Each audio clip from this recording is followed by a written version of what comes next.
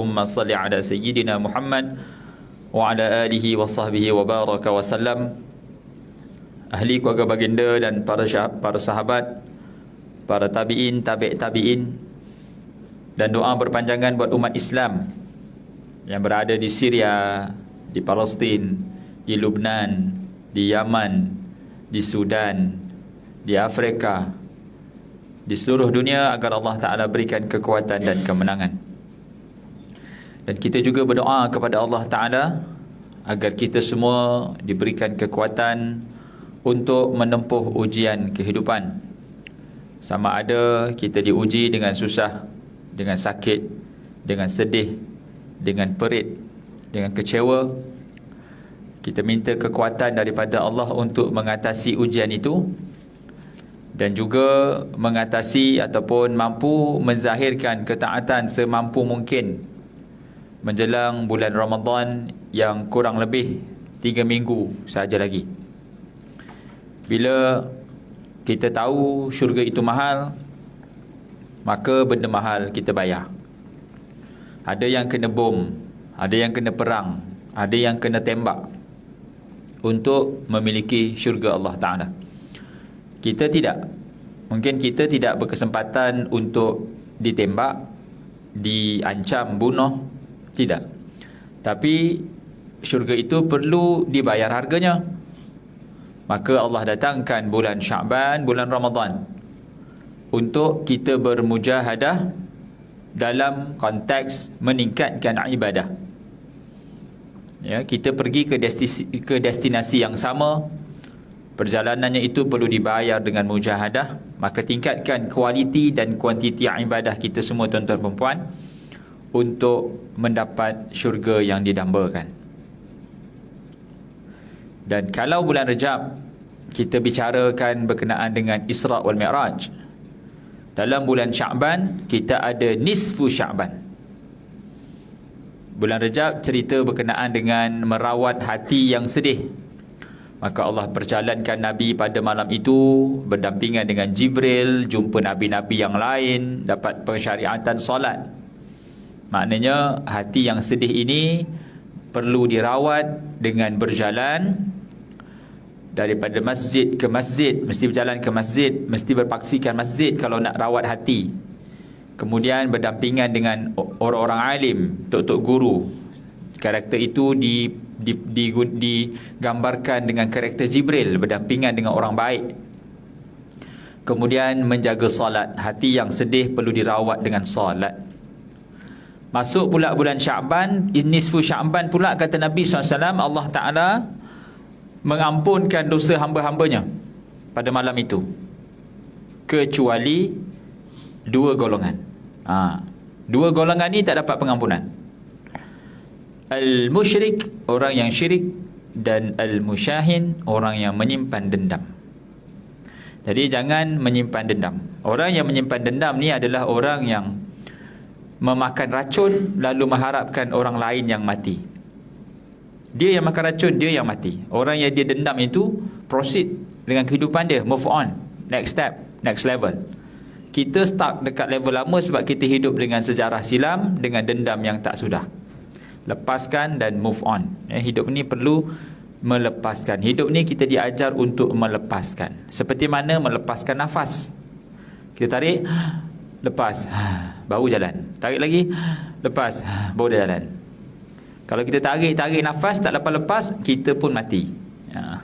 Jadi hidup ni nak bergerak, kena melepaskan. Belajar untuk melepaskan masa silam, untuk menyambut kedatangan masa depan.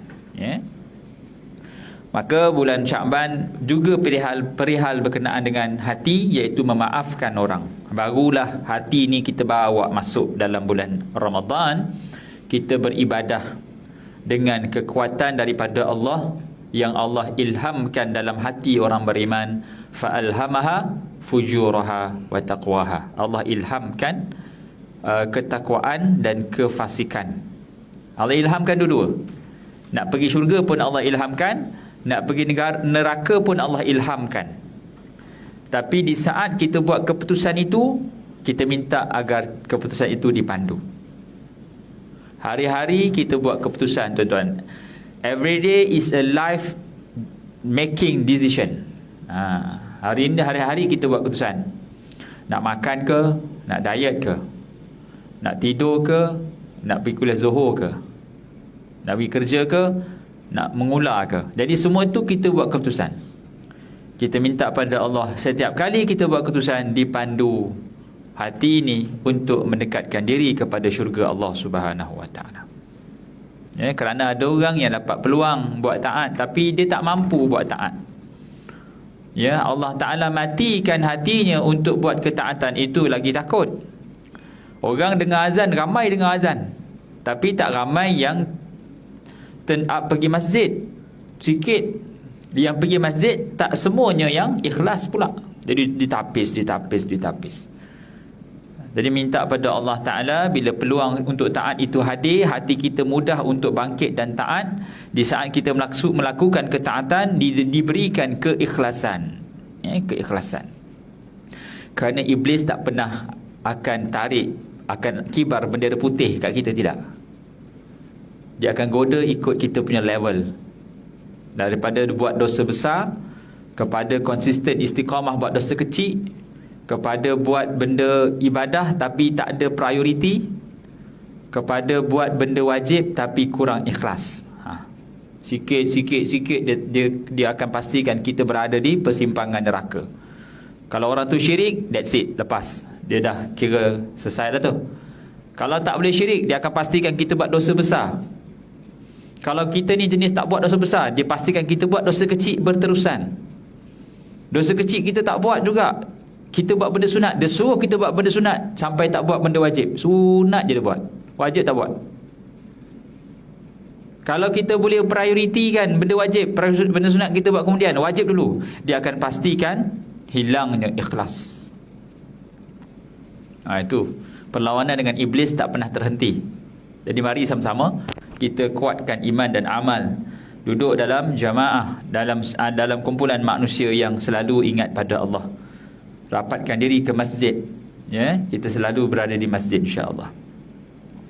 Sedang penonton, tuan-tuan dan puan yang hadirin hadirat yang dirahmati Allah Subhanahu Wa Taala, kita masuk pada bacaan suratul Insan pada ayat ke-20. Surah Al-Insan ayat ke-20. Boleh buka halaman Quran masing-masing yang berada di Facebook ataupun di TikTok, insya-Allah. Allah Ta'ala berfirman pada ayat ke-20 pada suratul Insan, a'udzubillahi minasyaitanirrajim. وَإِذَا رَأَيْتَ ثَمَّ رَأَيْتَ نَعِيمًا وَمُلْكًا كَبِيرًا عَالِيَهُمْ ثِيَابُ سُنْدُسٍ خُضْرٌ وَإِسْتَبْرَقٌ وَحُلُّوا أَسَاوِرَ مِنْ فِضَّةٍ وَسَقَاهُمْ رَبُّهُمْ شَرَابًا طَهُورًا. Yang ke-20 yang bermaksud, dan apabila kamu melihat di sana, yakni syurga, nescaya kamu akan melihat berbagai macam kenikmatan dan kerajaan yang besar. Mereka memakai pakaian sutra halus yang hijau dan sutra tebal, dan dipakaikan kepada mereka gelang berbuat perak, dan Tuhan memberikan kepada mereka minuman yang bersih. Ahli syurga ataupun nikmat syurga ni, tuan-tuan perempuan, nikmatnya besar dan hebat. Mala ainun ra'at wala uzunun sami'at wala khatarun fi qalbin bashar. Apa sahaja yang telinga tak pernah dengar, mata tak pernah tengok, dan tak pernah terlintas di dalam dada manusia, maka itulah syurga. Dan nikmat syurga ni, tuan-tuan perempuan, dia mengikuti naluri ahli syurga tu. Kalau lelaki, ada nalurinya. Kalau perempuan, ada naluri perempuan. Kalau lelaki lah, apakah benda yang paling lelaki suka tengok? Perempuan. Dah maaf lah, memang betul. Orang lelaki dia memang suka tengok perempuan. Ada kereta Porsche, ada kereta, ada motor BMW, tapi bila ada markah lalu, markah woi markah woi, sudah. Tahu markah tu apa? Kira awet lah, awet lalu bang, awet. Dah. Cantik bang, cantik. Aku dah tunduk pandangan ni, kau cakap cantik terus tengok. Sebab tu dalam Quran Allah angkat darjat laki-laki yang tundukkan pandangannya, sebab susah. Ya, perempuan tu tak salah pun, dia pakai sopan je. Tapi kalau mata laki tu dia nak tengok, dia katakan tengok. Ya, itu memang sikap laki. Dan Allah Subhanahu Wa Taala hadirkan naluri itu dengan menghadirkan ganjaran syurga, iaitu bidadari bermata bulat. Allah ya. Bidadari ni kata Nabi SAW, kalau dia minum air, punyalah putih sampai nampak air lalu kat kerongkong ni. Lutsina, itu bukan orang ustaz, hantu kat limah tu. Tapi itulah yang digambarkan keindahan seorang bidadari. Orang perempuan, apa benda yang paling dia suka sangat? Tak, mana perempuan suka lelaki? Lelaki nombor 10. Perhiasan, dia suka cantik. Yang lain tak cantik tak apa, dia cantik je. Tu, dia suka cantik. Dia nak terpaling. Ya. Selalunya macam itulah, dia nak yang terpaling. Sebab tu dalam Quran, dalam syurga diberikan adanya bekas, adanya gelas, adanya pinggan mangkuk, adanya hamparan, ada gelang. Itu semua perempuan. Orang lelaki cukup dengan bidadari je. Tapi jangan risau, Allah cabut perasaan cemburu. Tak ada cemburu. Takkan kita nampak ada hajah termenung tepi tangga. Kenapa hajah? Haji kau ustaz, duduk dengan bidadari lupa makcik. Tak ada. Tak ada. Isteri akan jadi ketua bidadari yang paling cantik. Sebab orang perempuan suka cantik, Allah jadikan dia paling cantik. Bidadari tak boleh challenge.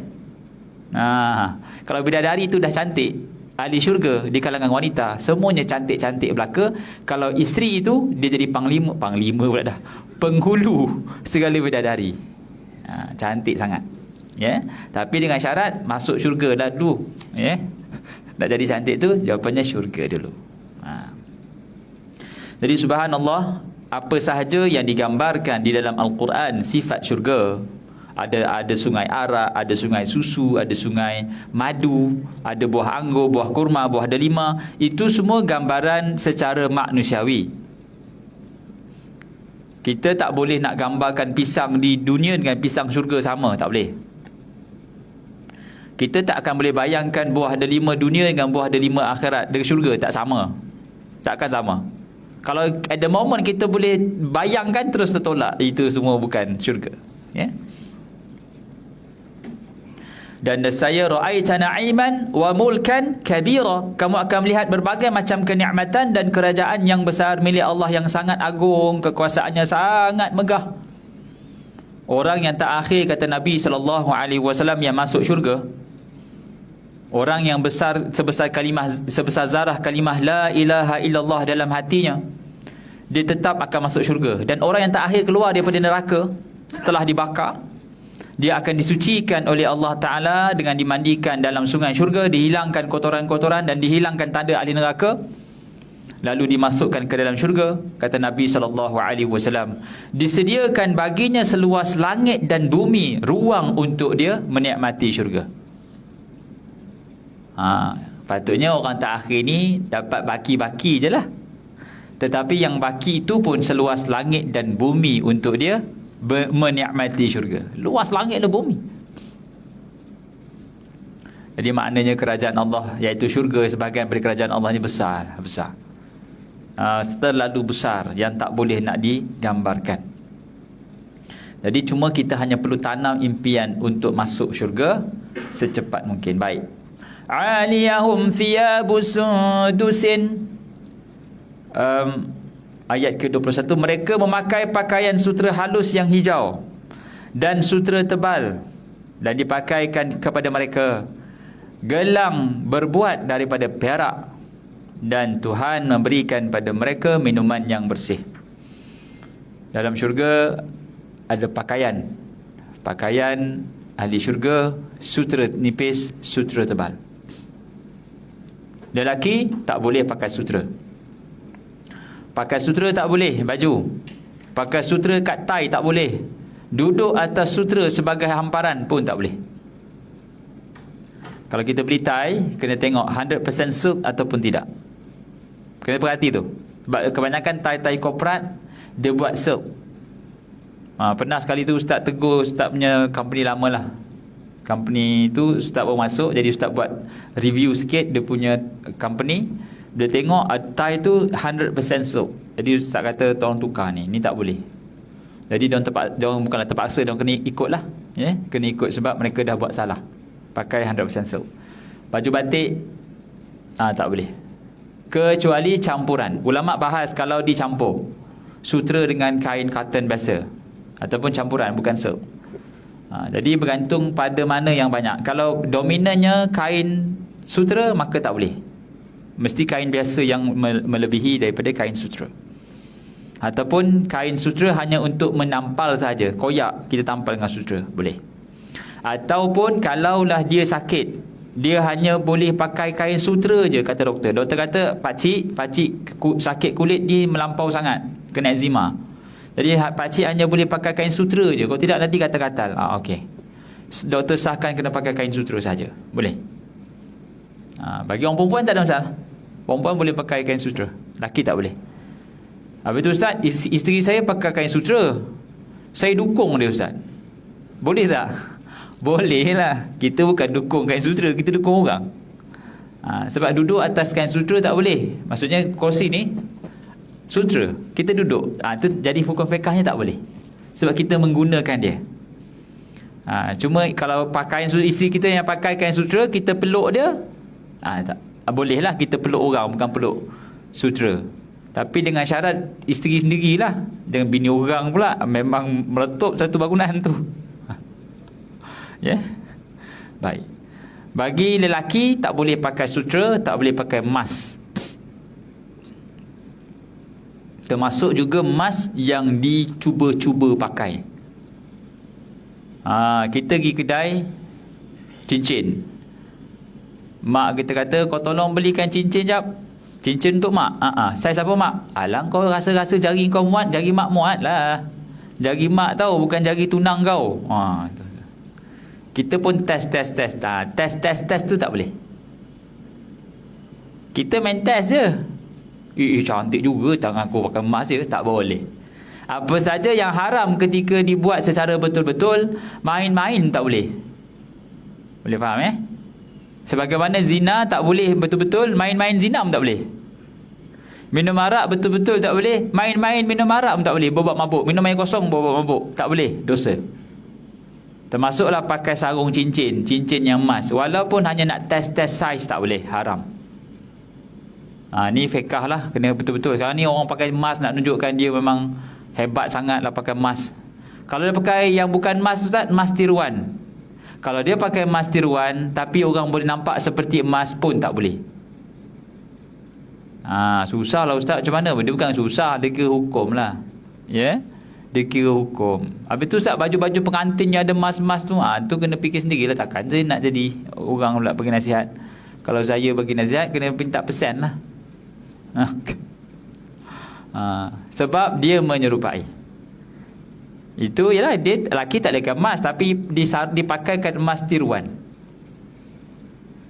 Dengan emas tiruan tu dengan niat kalau dia emas betul maka haram, maka emas main-main pun dielakkan sepatutnya. Dielakkan. Tapi kalaulah dia tidak melambangkan barang kemas, maka tak apalah. Contohnya mungkin kita punya tali tie itu warna emas, dia punya temanya gold and black diamond malam tu, jadi kita pakai kod emas. Memang jarang orang ada kod emas. Kita pun, itu pun bukan emas betul, itu adalah color emas. Itu ulama bahas lah. Seeloknya kita carilah color yang tidak melanggar norma-norma batasan syariah. Orang perempuan boleh pakai emas, orang lelaki tak boleh. Dan zakat emas, jangan lupa kalau ada siapa-siapa yang jenis melabur emas ni, kena bayar zakat. Zakat yang perhiasan emas dekat atas badan 800 gram. Lebih 800 gram baru bayar. Kalau emas simpanan yang kita pegang gold bar tu 1 gram pun kena bayar. Boleh faham Emas yang dipakai sebagai perhiasan kena lebih 800 gram. Kalau dia pakai on off tak apa. Tapi kalau dia simpan sebagai perhiasan, 1 gram pun bayar sebab dia jadi simpanan. Sebab tu dipanggil gold bar, betul letak kancing atas tu supaya bini dia pakai. Bapak besar gold bar. Ini bukan loket ni bang, ini gold bar pakai kat sini. Senang ustaz, helah tak nak bayar zakat. Lin tak cover langsung kata. Empat sangat tak nak bayar zakat. Nak simpan emas tapi tak nak bayar zakat. Orang perempuan tak apa, bagi dia betul-betul. Belikan emas. Setiap satu hari, setahun anniversary bagi 5 gram. Anniversary bagi 5 gram. Tak cukup 800 gram. Berat now 800 gram. Oh berat. Baik, itu bab emas lah. Itu bab pakaian. Sebab pakaian ahli syurga adalah sutera, lelaki haram pakai. Orang perempuan tak apa. Sebab tu orang perempuan ni dipanggil sebaik-baik perhiasan dunia adalah wanita yang salihah. Dia adalah syurga, tempat pintu syurga bagi seorang suami. Mencari bakal isteri yang salihah adalah mencari pintu syurganya. Sama juga isteri yang mencari suami yang saleh adalah mencari pintu syurga. Kalau kita sudah pun berkahwin, itulah pasangan kita yang mana menjadi pintu syurga kita. Kena jaga elok-elok. Kena berusaha untuk kita ni jadi pintu syurga pasangan. Jadi kalau kita fikir kita ni pintu syurga dia, kita akan jadi yang terbaik lah. The best version of ourselves. Sebab kita nak pergi syurga. Jangan cari penyakit. Baik. Sambung. Wa istabraq wa hullu asawira min fiddah, dan dipakaikan kepada mereka gelang diberbuat daripada perak. Dan demikianlah sifat orang-orang yang berbuat baik. Adapun orang yang mendekatkan diri adalah yuhallawna fiha min asawira min dhahabi wa lu'lu'a wa libasuhum fiha harir. Dalam surah Al-Hajj ayat ke-23, di syurga itu mereka diberikan perhiasan dengan gelang-gelang dari emas dan mutiara, dan pakaian mereka adalah sutera. Kira mutiara, sutera ni semua syurga punya cerita. Dan semua tu tak sama dengan apa yang ada di dunia. Boleh Sutera tak sama, emas tak sama, apa semua tak sama. Hanya gambaran sahaja. Cuba bayangkan orang-orang Quraisy ataupun orang-orang Islam yang berada di Mekah dan di Madinah, dalam suasana panas, terik, kena seksa, tiba-tiba diberikan ganjaran kain sutera yang halus. Maksudnya benda yang menyebabkan perasaan dan pemikiran mereka menjadi kuat untuk menghadapi ujian sebab ganjaran yang hebat di sisi Allah Ta'ala. Dipanggil visualization. Al-Quran bila sebut tentang syurga neraka menggunakan kaedah visualization, visual. Syurga, neraka dibaringkan, diberikan ganjaran, diberikan taman-taman, macam tu. Dia ada visualization. Tentulah orang kalau nak ada dipanggil matlamat hidup, dia mesti ada misi dan visi. Misi ni end in mind. Apa mission dia? Aku nak jadi lagi 5 tahun seorang yang digelar manager. Jadi visinya apa? Visi tu visi tu adalah manager tu. Misi tu apa yang kita nak capai satu persatu. Misi dan visi kena ada dalam hidup. Lagi 5 tahun tuan-tuan nak jadi apa? Macam tu. 10 tahun nak buat macam mana? Nak jadi apa? Lagi 5 tahun saya kat sini lagi ustaz, insya-Allah. Dah stay sini lah. Kena ada visi dan misi. Baik. Sambung. Ayat yang ke-22. Inna hadha kana lakum jazaa'an wa kana sa'yukum mashkura. Sesungguhnya ini adalah balasan untuk kamu dan usaha kamu adalah disyukuri, yakni diberikan balasan. Kita masuk syurga tuan-tuan perempuan kerana kita dapat redha Allah. Kalau ditimbang berat mata dengan ketaatan kita, nescaya mata itu, nikmat mata itu lebih berat daripada amalan. Ahli abid yang beribadah selama 500 tahun, apabila dia mati lalu ditawarkan ke syurga dengan rahmat Allah, dia kata tak nak, aku nak ke syurga dengan ibadahku. Maka lalu ditimbang nikmat matanya dengan taatnya, nikmat matanya dengan ibadatnya. Maka berat lagi nikmat mata. Maka dia tak layak ke syurga dengan ibadatnya. Jadi kita ni pergi syurga sebab redha Allah. Redha Allah tu datang dengan ketaatan kita. Ketaatan kita boleh dilakukan kerana Allah izinkan. Ya. Allah izinkan kita taat, itu tandanya Allah nak kita jadi ahli syurga lah. Ada orang dengar azan tapi tak pergi masjid. Dia tak ada rasa nak pergi masjid. Ada orang tak dengar azan tapi dia dah ready nak pergi masjid. Ada orang pergi masjid bila ada masa kosong. Ada orang kosongkan masa untuk pergi masjid. Kita yang mana? Ya? Kita kosongkan masa untuk pergi masjid kah? Ataupun kita pergi masjid bila ada masa kosong? Ini apply dalam semua ibadah. Kita mengaji bila ada masa kosong kah? Atau kita kena kosongkan masa untuk mengaji? Kita balik kampung bila ada masa kosong kah? Atau kita kosongkan weekend untuk balik kampung jumpa mak? Ya? Itu define, itu cara kita berfikir lah. Kalau kita berfikir benda tu besar dan penting, maka kita akan kosongkan tindakan, kosongkan masa. Kita punya action ni basically berasaskan apa yang kita fikir. Kita ni berfikir macam tu, maka tindakan kita macam tu lah. Kalau kita rasa mak tu pintu syurga, dia akan kosongkan weekend balik jumpa mak juga. Tapi kalau dia rasa mak tu, alah aku tak ada, abang ada, dia kira mak dapat apa, dia tak kira dia kena dapat apa. Ya. Tindakan kita ni selalunya selari dengan apa yang kita fikir. Kalau kita fikir benda tu mudah, maka mudahlah urusan dia. Kalau kita fikir benda tu susah, maka susahlah benda tu. Baik. Sambung. Allah Subhanahu wa taala berfirman pada ayat yang ke-23, Inna nahnu nazzalna 'alaikal qur'ana tanzila fasbir li hukmi rabbika wa la tuti' minhum athiman aw kafura wadhkur isma rabbika bukratan wa asila. Yang bermaksud, sesungguhnya kami telah menurunkan Al-Quran kepada kamu wahai Muhammad dengan beransur-ansur. Maka bersabarlah kamu untuk melaksanakan ketetapan Tuhanmu, dan janganlah kamu ikuti orang-orang yang berdosa dan orang-orang yang kafir di antara mereka, dan sebutlah nama Tuhanmu pada waktu pagi dan petang. Setelah Allah Ta'ala sebut tentang nikmat syurga, maka Allah Subhanahu wa Ta'ala bagi tahu perkara yang perlu kita beri perhatian untuk ke syurga, iaitu Al-Quran.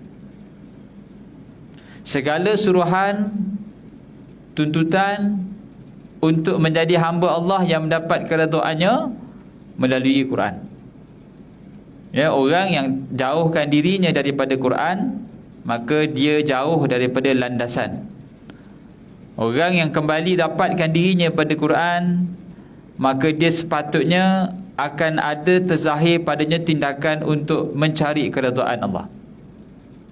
Di dalam Quran ni tuan-tuan, dia ada ayat suruhan, ada ayat larangan, ada ayat yang Allah kata aku sayang kamu, ada ayat yang Allah kata aku murka pada kamu, dan aku benci sifat orang itu. Sejauh mana kita ada senarai arahan dan larangan, maka lagi senang untuk kita laksanakan suruhan dan larangan itu. Kalaulah pada saat ini kita berumur 40 tahun, kita masih lagi blur apa suruhan dan larangan Allah Ta'ala dalam Al-Quran, maka jauhlah kita daripada nak meningkatkan prestasi kita di sisi Allah. Kalau kita di pejabat, kita tak tahu apa kita punya job scope. Maksudnya kita tak serius dengan pekerjaan tu lah. Selepas tahun masih lagi tak tahu kau kerja apa sebenarnya di department kau ni. Aku tak tahulah. Aku datang kerja tak tahu buat apa. Terbenung je. Kadang-kadang main TikTok, kadang main Shopee sikit. Bos tak suruh apa pun. Contohlah. Jadi maknanya kita tak serius dengan tugas tu. Gitu. Tapi kalau kita jadi proaktif, bos, saya ni bos, dah sebulan saya duduk sini, tak ada kerja. Kau kau tak ada kerja? Bos kau tak cakap apa ke? Tak ada bos. Oh tak apa, nanti aku pergi kerja. Kita mesti ada rasa tanggungjawab untuk buat kerja tu. Kita mana boleh rasa kita pergi kerja tapi tak ada kerja? Mesti ada kerja. Ya. Jadi subhanallah, tapi ada pula yang kata, ustaz, bukankah orang yang hebat kerja tu susah dicari? Ya, jadi saya susah dicari di pejabat. Pekerja yang hebat itu susah dicari. Ramai orang bos-bos cakap macam tu. Tapi memang saya lah orangnya. Asal bawa cari tak jumpa. Mana dia? Tak jumpa. Saya lah orang tu, susah dicari. Itu mengular lain. Susah dicari tu sebab dia berkualiti, bukan dia menyogok. Baik. Jadi Allah Ta'ala turunkan Quran kepada kamu, wahai Muhammad, beransur-ansur. Ya. Allah Ta'ala turunkan Quran bitadaruj. Bulan yang turunnya Quran dipanggil bulan Ramadan. Syahrul Ramadan allazi unzila fihi al-Quran. Apa sahaja yang attach dengan Quran, semua Allah angkat. Zoom angkat. Malaikat Jibril bawa Quran, dianggap sebagai penghulu malaikat. Bulan Ramadan, bulan turunnya Quran, dianggap bulan penghulu segala bulan. Nabi Muhammad SAW ditugaskan sampaikan Quran, dianggap sebagai Nabi, penghulu Nabi. Malam turunnya Quran, malam Al-Qadar, dianggap sebagai malam lebih baik daripada 1000 bulan. Jadi apa sahaja yang attach dengan Quran, semua Allah angkat. Zoom. Kita umat yang terakhir yang bermuamalat dengan Quran, kita dianggap umat yang paling hebat. Kuntum khaira ummah. Jadi kalau kita nak jadi hebat, tak ada cara lain dah melainkan mendampingi Al-Quran. Kalau kriteria hebat dari sudut manusiawi, ialah manusia lah yang nilai. Tapi kita nak penilaian daripada Allah empunya alam ini. Orang yang selalu berdampingan dengan Quran, orang yang berusaha untuk mengamalkan Quran, orang yang berusaha untuk menghafal Quran, orang yang berusaha untuk menyampaikan Al-Quran. Quran ni ada 5. Dia dibaca, difaham, diamal, dihafal, disampaikan. 5. Baca, faham, hafal, amal, sampaikan. Kalau tak ada 5 ni, tempang kita punya hubungan dengan Quran. Saya ni ustaz belum menghafal lagi, baru baca. Tak boleh. Saya ustaz baru baca, baru faham, belum start amal. Tak boleh. Saya ni baca, faham, amal, tak pula hafal. Tak boleh. Kena hafal. Kena letak sikit target. Tahun ni nak hafal berapa banyak ayat Quran. Jangan dah 10 tahun masih lagi inna a'tayna wal asri, inna a'tayna wal asri. Tak ada penambahan Al-Quran. Rugilah. Ya. Ambil surah-surah yang kita perlu baca pada tiap-tiap hari, iaitu surah Al-Mulk sebagai contoh. Siapa yang kat sini dah hafal surah Al-Mulk, minta surau buat pertandingan. Siapa dah boleh baca surah Al-Mulk secara hafalan, kita bagi duit raya daripada surau Musalla Al-Husna. Kita minta dia punya AJK sediakan hamper. Kalau yang dah baca surah Al-Mulk, kita tambah surah lain, As-Sajdah. Sebab Nabi SAW takkan tidur malam melainkan baca 2 surah ni, As-Sajdah dengan Al-Mulk. Kita kena ada upgrade tuan-tuan, upgrading. Bukan suruh jadi imam. Sebab tak semua orang boleh jadi imam, goyang lutut oi. Kita hanya perlu menghafal. Ya. Baca, faham, amal, hafal, lalu sampaikan. Faham pun ya juga. Di dalam Al-Quran ada ayat-ayat yang kata Allah Ta'ala, aku sayang orang ni. Jadi kita kena tak jadi orang yang Allah sebut, aku sayang kamu. Itu juga perkara yang boleh dijadikan sebagai silibus kita sepanjang hidup untuk tingkatkan hubungan kita dengan Quran. Ya? Dan pada masa yang sama ada ayat yang Allah sebut, aku tak suka kamu. Satu lagi kriteria manusia yang perlu kita letakkan sebagai senarai untuk tidak dijadikan itu sebagai orang yang kita lakukan, jadikan. Masya-Allah, ya. Maka fasbir li hukmi rabbika wa la tuti' minhum athiman aw kafura. Maka bersabarlah kamu untuk melaksanakan ketetapan Tuhanmu, dan janganlah kamu ikuti orang yang berdosa dan orang yang kafir di antara mereka. Nampak? Fasbir li hukmi rabbik. sabar dalam melaksanakan hukum hakam daripada Tuhan kamu. Apabila kita baca Quran, bukan sekadar bacaan, bacaan pun kena betul juga, ya. Kita kena amalkan. Kita kena letakkan hak Allah Ta'ala pada kedudukannya. Ya, kalau kita baca, kita perlu berguru. Tajwid, makhraj huruf, sifat huruf, lagu, itu dipanggil kriteria untuk memiliki bacaan yang bagus. Tajwid, sifat huruf, makhraj huruf, lagu, 4. Kalau kita baca Quran tak ada tajwid, game over.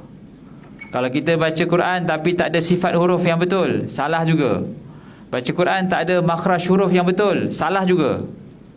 Baca mesti ada tajwid, mesti ada makhraj huruf yang betul, mesti ada sifat huruf, dan lagu sedikit. Kalau kita punya suara, ustaz, saya ni suara saya bass je ustaz, tak apa, buat lagu bass. Saya ni ustaz, suara saya macam Ramli Sarip, tak apa, kita pakai lagu Ramli Sarip. Lagu saya ni, suara saya macam Datuk Awi ustaz, tak apa, kita baca ikut ustaz Datuk Awi. Yang penting lagu mesti ada, ya, mesti ada. Dan kita kena ada kelas tajwid lah, kena ada kelas tajwid. Ya, kita ni makin lama mulut kita ni makin herut tuan-tuan. Makan asam pedas masuk, tempoyak masuk, semua masuk. Kalau kita tayar tu ada alignment. Kalau kita pergi servis, kita buat alignment tayar. Kita pergi jumpa ustaz, ustaz tolong dengar bacaan saya boleh tak? Ustaz tak ada masa lah, ustaz saya rakam kat WhatsApp, saya hantar kat ustaz boleh? Nanti ustaz check. Okey, dengar. Alhamdulillahi Rabbil Alamin. Kenapa ada le pula? Ustaz baca le tak ada, alham tak ada. Alhamdulillahi Rabbil Alamin. Al-a bukan a tetapi a, huruf ain. Berubah huruf dalam Al-Quran merosakkan maksudnya. Ya. Lam tak ada qalqalah, ain mesti bunyi ain bukan bunyi a. Alam, Tuhan sekalian alam. Kalau alam dengan hamzah artinya sakit, Tuhan sakit. Jadi ada sensitiviti pada lafaz huruf hamzah dan ain dalam Quran. Kena hati-hati. Nak dengar ni kena ustaz yang dengar, kena ahlinya dengar. Betul. Huruf dal ada makhrajnya. Dal menyentuh pangkal gigi, bukan menyentuh lelangit. Selalunya kita baca dal sentuh lelangit. Alhamdu, du sentuh lelangit. Sebenarnya bukan, gigi. Alhamdu. Itu dipanggil makhraj yang betul dengan sifat yang betul. Begitu. Dan barulah kita pergi untuk mengamalkannya. Ada hak Allah Ta'ala pada Quran ni tuan-tuan dan puan. Bukan kita punya hak, Allah Ta'ala punya hak.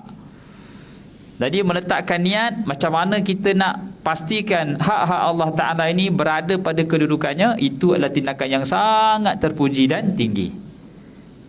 Bukan hak kita, tetapi hak Allah Subhanahu Wa Ta'ala. Sebagaimana wajib solat, sebagaimana wajib puasa, begitu jugalah wajib untuk kita meletakkan hak-hak Allah Ta'ala pada kehidupan kita, pelaksanaan dan sebagainya.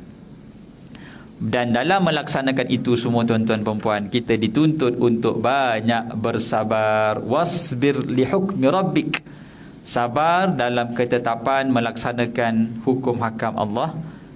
Dan kerana apa? Kerana musuh-musuh Allah memang takkan suka dengan apa yang kita nak lakukan itu. Wallahu a'lam. Mudah-mudahan apa yang disampaikan pada tengah hari ini dapat sama-sama kita ambil iktibar dan jadikan sandaran dalam kehidupan. Aqulu ma tasma'un, aqulu qawli hadza wa astaghfirullahal adzim li wa lakum. Wassalamu alaikum warahmatullahi wabarakatuh. Sila penuhkan saf.